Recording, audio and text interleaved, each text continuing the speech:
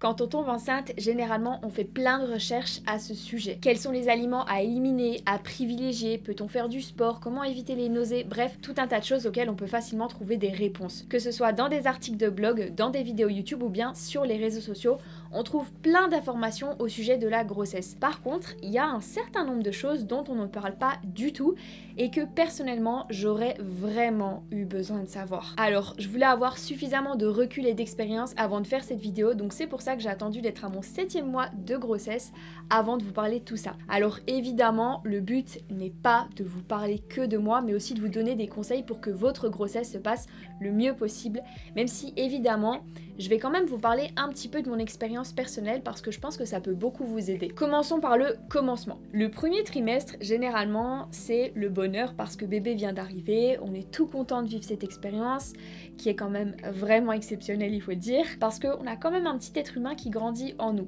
Disons que c'est quelque chose qui n'est pas très anodin. Mais c'est vrai que c'est aussi la période où les symptômes peuvent être très présents, dont les nausées qui sont présentes chez 80% des femmes enceintes. Nausées qui sont provoquées, comme vous le savez peut-être, par de nombreux changements hormonaux, dont une augmentation de la progestérone. Et pour vous montrer à quel point les variations hormonales sont importantes, je vais vous dire une information très précieuse. Le taux de progestérone va se multiplier par 1000 pendant la grossesse. Et c'est indispensable qu'elle augmente puisque ça va permettre à l'œuf de s'implanter correctement dans la muqueuse utérine, sauf qu'un des effets secondaires de cette hausse de la progestérone est la somnolence, ce qui explique qu'au premier trimestre, lorsque ces taux vont augmenter de manière très habituelle, on se sente plus fatigué. Personnellement, c'était une torture et en plus, je savais pas du tout que j'étais enceinte à ce moment-là, donc c'était très agaçant d'être constamment épuisée sans même savoir pourquoi. Pour vous donner un ordre d'idée, en temps normal, j'avais besoin de 7 à 8 heures de sommeil, alors que pendant cette période, on était plus sur du 9-10 heures. Mais heureusement, je vous rassure, ça passe. Il y a des femmes chez qui les nausées et les vomissements sont présents pendant toute la grossesse, mais ça reste quand même une minorité. Quelque chose qui peut vous aider, entre guillemets, à mieux vivre ces symptômes, c'est de se dire que c'est bon signe, puisque c'est la preuve que votre progestérone augmente. Et d'ailleurs, il y a beaucoup de femmes qui paniquent lorsqu'elles constatent qu'elles n'ont plus ces symptômes. Donc comme quoi, on n'a pas toujours envie de les voir disparaître. Alors c'est clair que sur le coup, on a un petit peu l'impression d'être au bout de notre vie. Ça peut être un peu compliqué à gérer, surtout si vous avez un métier à côté, mais je vous rassure, tout ça finit normalement, progressivement par s'estomper. Cela dit, chez moi, c'est vrai que ça s'est quand même arrêté assez brutalement, et d'ailleurs, ça aurait pu être le signe d'une fausse couche, mais Dieu merci, ça n'a pas été le cas. Et en vrai, là, je vous parle uniquement des douleurs physiques lors du premier trimestre, mais il y a aussi les douleurs psychologiques.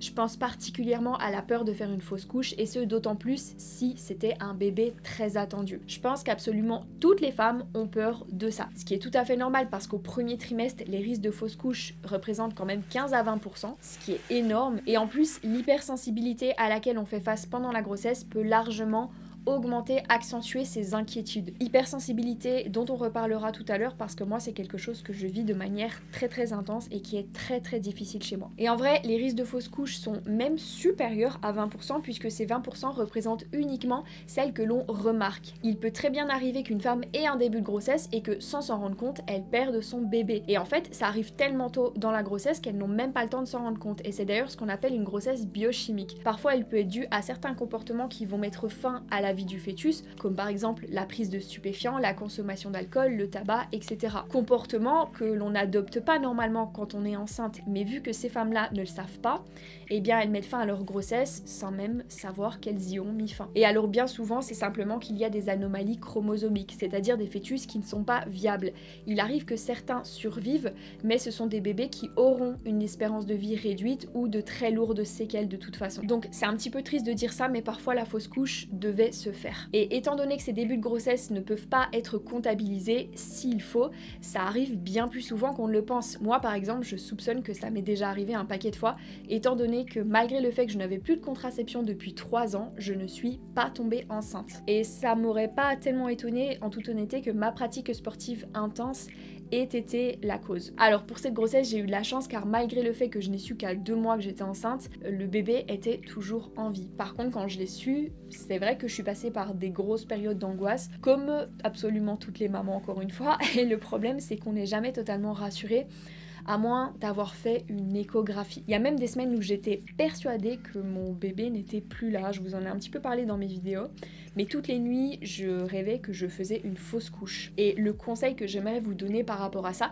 c'est que si jamais l'attente de la prochaine échographie est intenable, que vous avez des doutes trop importants, que vous avez réellement l'impression que bébé n'est plus là, une disparition de vos symptômes, prenez rendez-vous avec un échographe ou bien votre gynéco si c'est lui qui fait vos échographies plutôt que d'attendre dans la souffrance. Alors bien sûr, il ne s'agit pas de prendre rendez-vous au moindre doute, puisque pour son propre bien-être mental, je pense que c'est important de prendre sur soi et de rester rationnel, et c'est surtout que ça risque de vous revenir cher à force. Mais en tout cas, pour rester rationnel, il faut se poser les bonnes questions. Est-ce que tous mes symptômes ont assez brutalement disparu?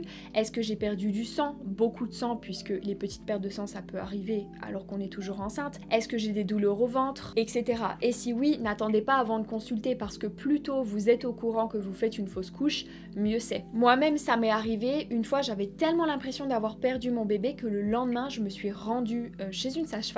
Alors pas chez mon maïoticien parce que j'avais un petit peu honte d'y retourner aussitôt, j'avais fait une échographie il y a une semaine, mais avec du recul je sais qu'il m'aurait absolument pas jugé, mais j'avais absolument besoin de faire une échographie pour être rassurée, pour apaiser ces cauchemars, parce que vraiment j'en dormais plus du tout la nuit. Donc vraiment j'insiste, si c'est intenable, allez-y et n'ayez pas honte. Alors moi, malheur quand je suis arrivée, parce que je me souviens très bien que la sage-femme, elle m'a dit qu'elle ne faisait pas les échographies.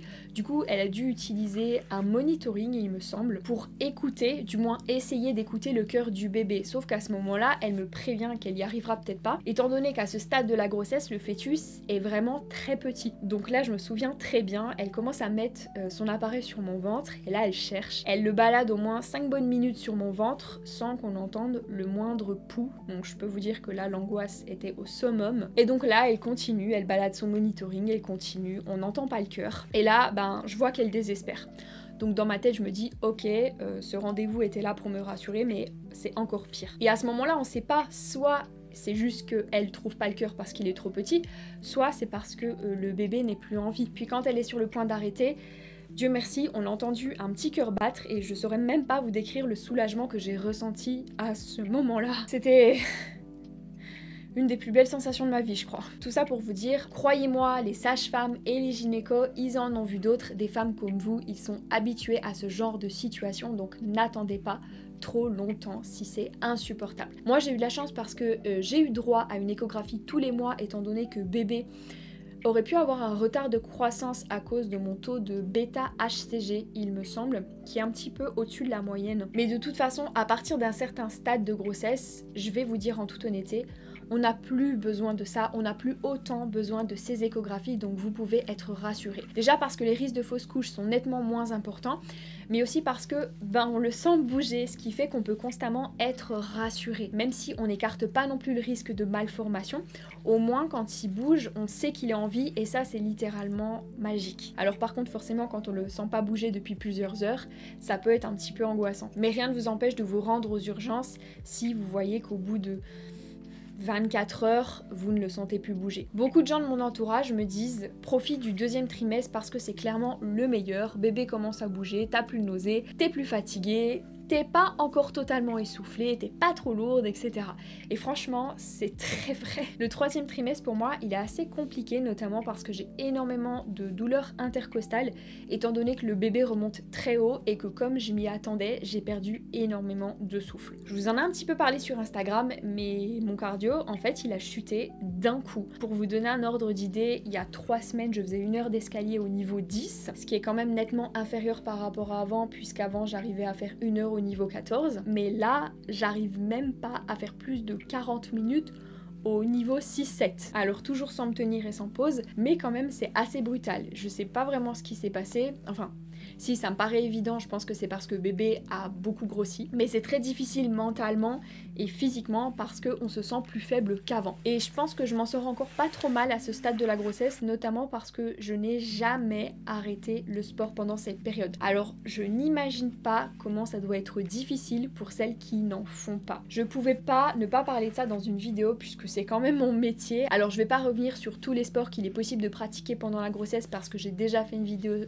complète sur le le sujet que vous trouverez en description, mais j'aimerais quand même vous dire 2-3 mots à ce sujet. Il existe plusieurs études qui ont démontré les bienfaits du sport sur le développement du fœtus.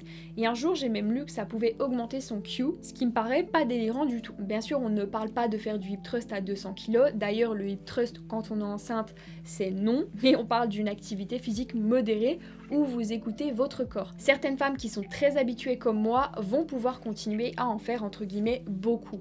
Puis d'autres, ce sera beaucoup plus léger. Mais franchement, essayez d'en faire quand même au moins un petit peu, ne serait-ce que pour votre propre bien-être. Vous vous sentirez moins fatigué, vous retrouverez plus facilement le corps que vous aviez avant. Et surtout, vous aurez beaucoup plus de chances de bien gérer votre accouchement. Notamment parce que c'est sacrément sportif, mais aussi parce que vous aurez une plus grande résistance à la douleur. D'ailleurs, à ce propos, il y a de nombreuses femmes qui, juste après l'accouchement, ont la sensation d'être shootées à cause des endorphines qui font très bien leur boulot, puisqu'en effet, pendant cette période, le corps en produit un maximum pour limiter la douleur. Moi, ça m'impressionne toujours de voir comment le corps il est bien fait. À savoir aussi que pendant votre grossesse, votre taux d'ocytocine augmente, et c'est ça qui fait qu'on est hypersensible pendant cette période. Ocytocine qui a un vrai rôle, puisqu'elle permet à la maman de s'attacher à son enfant. Comme quoi, l'instinct maternel existe bel et bien, parce que c'est quelque chose qui aujourd'hui est beaucoup remis en cause. Et même si la production de cette hormone est utile, c'est pas toujours facile d'être sous son emprise. Personnellement, j'ai eu des périodes où je pleurais tout le temps pour rien et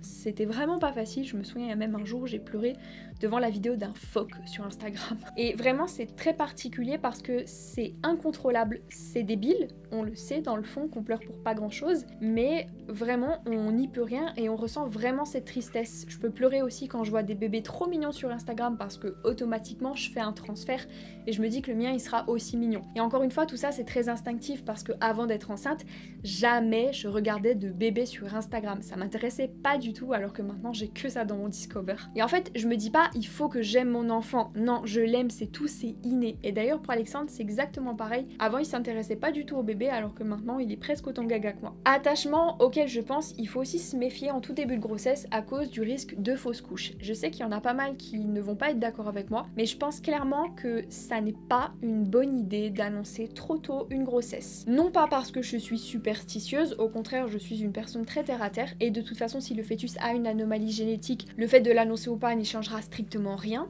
mais parce que plus on l'annonce autour de nous, plus on se projette, et plus on se projette, plus la désillusion, s'il y a fausse couche, risque d'être très violente. Et le risque de fausse couche, encore une fois, il est quand même vachement élevé. Et je peux vous assurer qu'à partir du moment où on annonce une grossesse, les conversations avec nos proches vont très souvent être en lien. Comment vous allez l'appeler? Est-ce qu'il va bien? Est-ce que c'est une fille? Comment toi tu vas? Etc. Alors pour ceux qui le savent, moi j'ai pas vécu une fausse couche, mais j'ai vécu quelque chose d'un petit peu difficile. C'est-à-dire qu'au début, on m'avait annoncé que mon enfant était une fille, et un mois plus tard, j'ai appris que mon enfant était un garçon. Et alors à ce moment-là, le maïoticien m'avait dit que c'était sûr à 90% que ce soit une fille, sauf que moi dans ma tête je me suis dit ok c'est une fille, c'est une fille. Je l'ai annoncé à tout le monde et quand un mois plus tard j'ai appris ça, je me suis sentie, comment dire, très bizarre, très déçue parce que je m'étais énormément projetée et que j'en avais parlé à tout le monde autour de moi. Et ça c'est quelque chose que j'ai beaucoup regretté, alors je n'imagine pas quand c'est une fausse couche. Alors bien sûr qu'on se projette quand même si on ne l'annonce pas. Mais quand on le révèle et surtout sur les réseaux sociaux, on se projette d'autant plus. Et c'est pas une question de patriarcat, de tabou ou je ne sais quoi. C'est simplement une question de se protéger soi et de protéger son couple. Rien ne vous empêche par contre de le dire à votre entourage très proche, par exemple votre meilleur ami ou vos parents. Toutefois, je pense que c'est une bonne idée de signaler à notre entourage si l'on vient de faire une fausse couche. Déjà parce que vous n'arriverez pas nécessairement à le cacher tellement vous risquez d'être mal, mais aussi parce que c'est une période douloureuse où on a besoin de soutien. Moi-même, si j'en avais fait une, je vous en aurais parlé sur les réseaux sociaux parce que j'aurais eu besoin de ce soutien. Par contre, c'est vrai qu'il y a quelques années, la fausse couche était plus tabou. Et je pense que c'est en partie à cause du fait que les femmes ne se sentaient pas légitimes de ressentir de la tristesse, ce qui fait qu'elles n'en parlaient pas trop. Alors que, encore une fois, je pense que c'est quelque chose d'absolument terrible. Aujourd'hui, c'est plus le cas. On en entend quand même beaucoup parler et on peut trouver très facilement plein d'informations à ce sujet. Par contre, c'est vrai que pour l'entourage, ça peut être un sujet un petit peu difficile à aborder. Souvent, les personnes, elles savent pas trop comment réagir face à un deuil. Moi-même, j'ai perdu mon papa à 11 ans et je peux vous assurer que les gens autour ne savent pas comment réagir, ils savent pas du tout quoi dire parce qu'ils ont peur d'être maladroits et c'est totalement compréhensible. Après, rien ne vous empêche d'annoncer votre grossesse à 2 mois et demi. Vous n'êtes pas obligé d'attendre 3 mois, c'est simplement que plus vous attendez, plus vous écartez les risques de fausses couches. Alors moi personnellement, je l'ai annoncé à 3 mois. Après, il y a peut-être d'autres paramètres que je n'ai pas pris en compte, donc n'hésitez pas à me dire dans les commentaires si vous avez des idées, peut-être que vous me ferez changer d'avis. D'ailleurs, il y a certains médicaments qu'il ne faut surtout pas prendre pendant la grossesse sous peine de faire une fausse couche. J'y pense parce que à mon début de grossesse, quand je savais pas du tout que j'étais enceinte, je prenais le méthylphénidate qui peut causer des malformations au fœtus. Alors je vous rassure, aujourd'hui, tout va bien, on n'a rien détecté à l'échographie parce que j'ai pu arrêter le traitement très tôt, dès que je m'en suis rendu compte en fait. Par contre, sur tous les médicaments, il y a soit la mention XXX plus grossesse égale danger ou XXX plus grossesse égale interdit. Alors évidemment, s'il est écrit qu'un médicament est interdit, ne le prenez pas. Mais si c'est simplement écrit danger, ça dépend.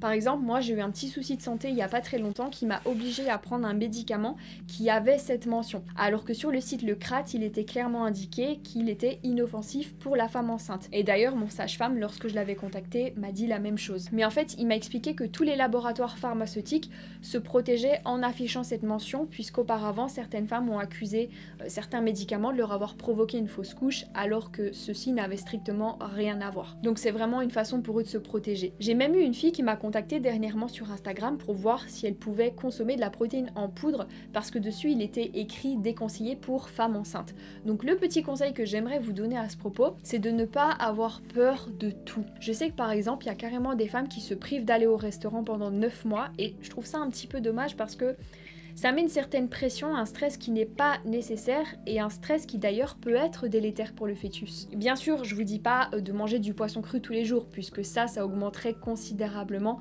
les risques. Mais l'idée est de ne pas stresser pour des choses qui n'en valent pas la peine. Maintenant, on a des femmes qui sont plus ou moins rigides avec leur alimentation, certaines qui vont manger très équilibré, d'autres un peu moins. Il y a un dernier point très important qui n'a absolument rien à voir avec tout ce que je vous ai dit précédemment, mais je voulais quand même l'aborder dans cette vidéo, et c'est celui de la sexualité quand on est enceinte. Ça pour le coup on va pas se mentir, c'est vachement tabou et pourtant je trouve que c'est quand même important d'en parler. Pendant la grossesse, la libido a tendance à changer. Chez certaines femmes elle explose, notamment à cause de la montée des œstrogènes et de la progestérone, puis pour d'autres c'est tout le contraire, puisqu'en effet les nausées et la fatigue peuvent largement compenser l'augmentation des hormones sexuelles, sachant qu'elle a tendance à varier en fonction des trimestres. Les seins qui gonflent au premier trimestre peuvent plaire, mais d'un autre côté, il y a aussi une période où les symptômes sont très forts contrairement au 3e trimestre. Mais 3e trimestre, il y a des choses qui peuvent aussi gêner, je pense notamment au fait d'avoir un gros ventre. Et c'est non seulement parce qu'on a peur de faire mal au bébé que ça peut gêner, mais aussi parce qu'on est moins mobile. Et aussi on se rend compte que bébé est bien là. Alors pour ce qui est de la mobilité, malheureusement vous n'y pouvez pas grand chose, même si le fait de faire du sport